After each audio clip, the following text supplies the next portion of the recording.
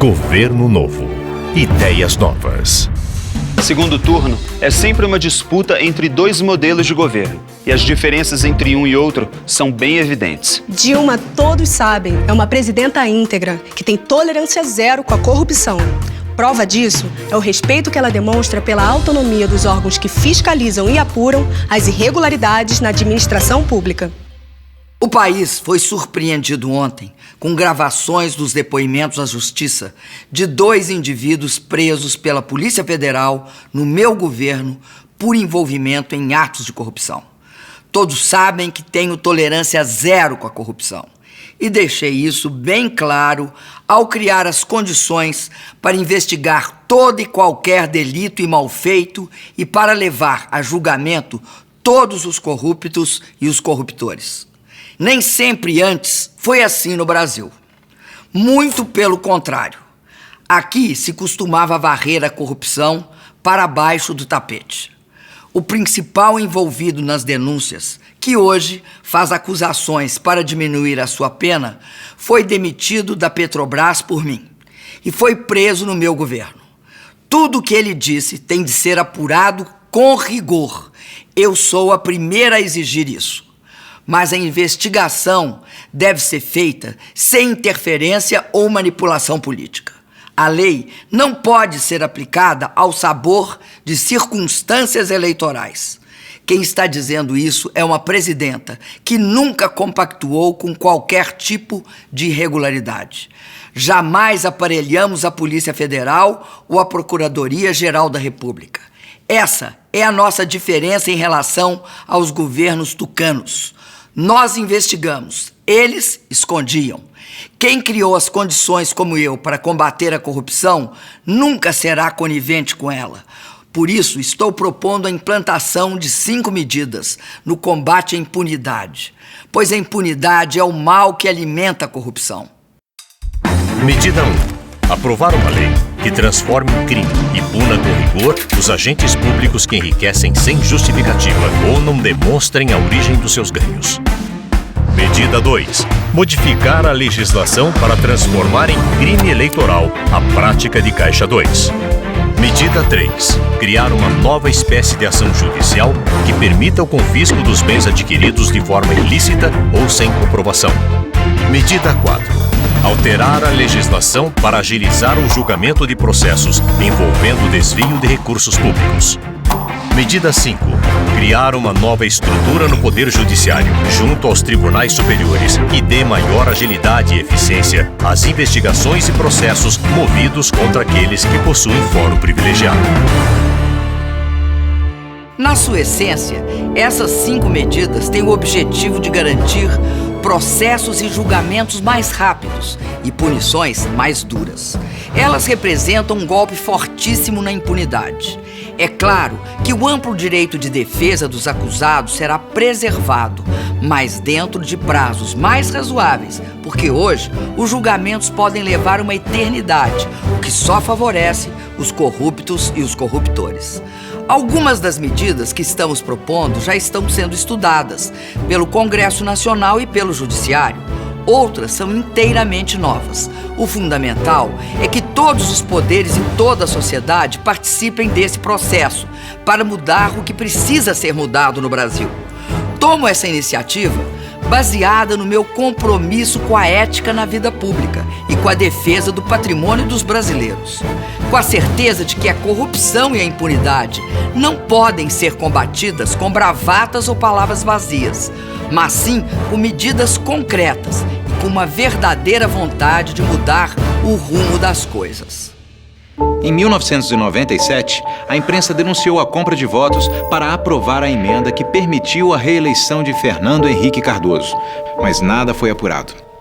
Em 2007, a Procuradoria-Geral da República denunciou a existência do Mensalão Tucano, um esquema de financiamento irregular da campanha à reeleição do então governador mineiro Eduardo Azeredo, um alto dirigente tucano muito próximo a Aécio, mas até hoje ele não foi julgado.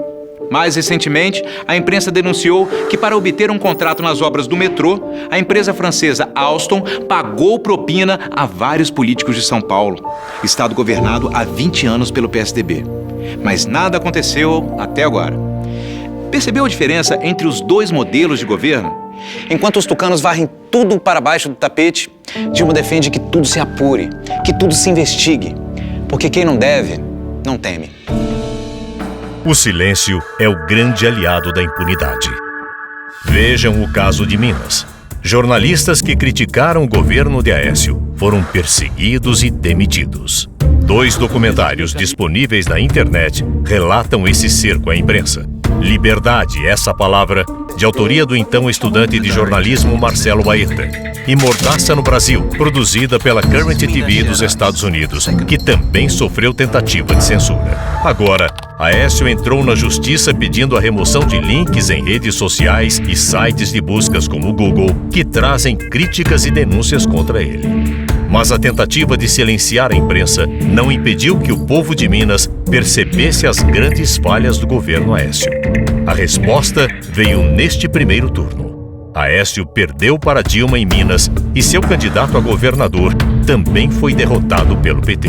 Não existe melhor prova de que Aécio e seu governo foram desaprovados pelos mineiros. Governo novo, ideias novas. Dilma vai criar o programa Mais Especialidades, uma rede nacional de clínicas onde consultas, exames e tratamentos com especialistas poderão ser feitos sem demora e no tempo certo. Governo novo, Ideias novas. Dilma criou o maior programa de investimentos em transporte público com 143 bilhões de reais. A sua proposta é construir ou ampliar 9 metrôs, 14 VLTs e 180 BRTs e corredores exclusivos de ônibus nas principais cidades brasileiras. governo novo, ideias novas, Dilma. O trabalho de Dilma está em todo o Brasil. Exemplo de hoje, São Paulo. Aqui, Dilma garantiu grandes investimentos em obras de mobilidade, como o monotrilho da linha Prata, a expansão de mais linhas do metrô da capital e o VLT da Baixada Santista. Também tem muito investimento federal em obras de infraestrutura, como a construção do trecho norte do Rodoanel e a modernização do Porto de Santos. Na área social, o Mais Médicos já beneficia 7,5 milhões de pessoas em 344 municípios. O Pronatec já teve mais de 1.200.000 matrículas. E o FIES, o Ciências Sem Fronteiras e o ProUni já beneficiaram mais de 900.000 jovens paulistas. E tem mais. O Minha Casa Minha Vida já entregou e contratou 638.000 moradias em São Paulo. Mais que a CDHU entregou em toda a sua história. Isso sim é compromisso com o Brasil e com São Paulo. Minha Casa Minha Vida é um programa para a família. A gente, como pobre, presidente, a gente nunca teria essa oportunidade se não fosse o seu governo. Lá a gente morava, lá era no barro, no barro, a barraca. E você aqui são 2 quartos, São 2 sala, O banheiro é quase uma sala. Com a maior alegria no mundo que eu cheguei aqui, eu disse, Deus, eu não acredito. A minha casa? A gente quer que as crianças desse país e as mães desse país tenham direito à casa própria. Isso é que eu acho muito importante. Dilma continua mobilizando o Brasil. Na quarta-feira, ela reuniu milhares de pessoas em Teresina, João Pessoa, Aracaju e Salvador. E em todas as capitais, deixou sua mensagem contra o preconceito ao Nordeste. Nós iniciamos uma grande transformação aqui no Nordeste. Foi onde o Brasil mais cresceu. Aqueles que dizem que aqui estão as pessoas que não sabem votar, nunca estiveram aqui, nunca conheceram a qualidade desse povo. Eleições livres são assim. O povo nas ruas, compromisso com a transparência e com o funcionamento das instituições. O resto é jogo sujo, de quem tenta tirar proveito do combate à corrupção e à impunidade para manipular o resultado eleitoral. Dilma, presidenta 13.